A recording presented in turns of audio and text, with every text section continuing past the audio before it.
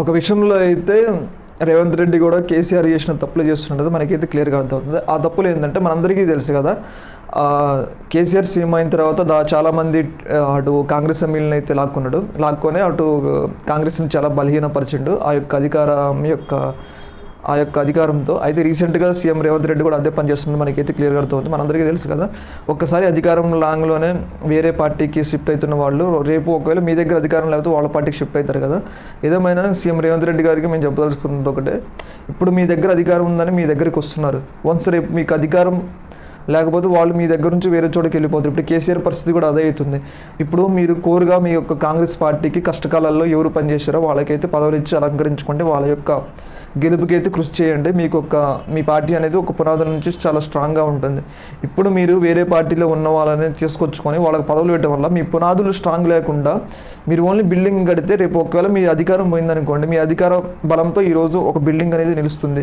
Once రేపు మీ యొక్క అధికారం పోయిందనుకోండి, మీ పునాదులు స్ట్రాంగ్ అంటే మీ కోర్ ఐడియాలజీతో పనిచేసిన కార్యకర్తలు, కింద నుంచి పనిచేసిన కార్యకర్తలు, కాంగ్రెస్ పార్టీ ఈరోజు అధికారంలోకి రావడానికి పనిచేసిన కార్యకర్తలకైతే మీరు పదవులు ఇచ్చి అలంకరించుకోండి. ఇప్పుడు మీరు వేరే పార్టీలో మొన్నటిదాకా కాంగ్రెస్ పార్టీకి వ్యతిరేకంగా పనిచేసిన వాళ్ళని తీసుకొచ్చి మళ్ళీ మీరు కాంగ్రెస్లో ఒక ఉన్నత పదవులు ఇవ్వడం వల్ల వాళ్ళకి ఎక్కువ గుర్తింపు ఇవ్వడం వల్ల ఇప్పటి నుంచి కాంగ్రెస్లో అధికారం లేకపోయినా పనిచేసిన వాళ్ళకి చాలా ద్రోహం చేసిన వాళ్ళు అవుతారు. మళ్ళీ ఇంకొక విషయం ఏంటి అంటే, ఇప్పుడు వన్స్ మీ దగ్గర అధికారం పోయింది, ఏదో కారణం వల్ల ఒకవేళ అధికారం పోయింది, ఒకవేళ కాంగ్రెస్ ప్రభుత్వాన్ని కేసీఆర్ పడగొట్టిండు అనుకున్నాం, లేకపోతే 2028 ఎన్నికల్లో కేసీఆర్ మళ్ళీ గెలిచిండు అనుకుందాం. అప్పుడు ఏంటంటే వీళ్ళు ఇప్పుడు అధికారం ఉందని మీ దగ్గరకు వచ్చిన వాళ్ళు రేపు మీ దగ్గర అధికారం లేకుండా మీ దగ్గర నుంచి వేరే చోటుకి వెళ్ళిపోతారు కదా.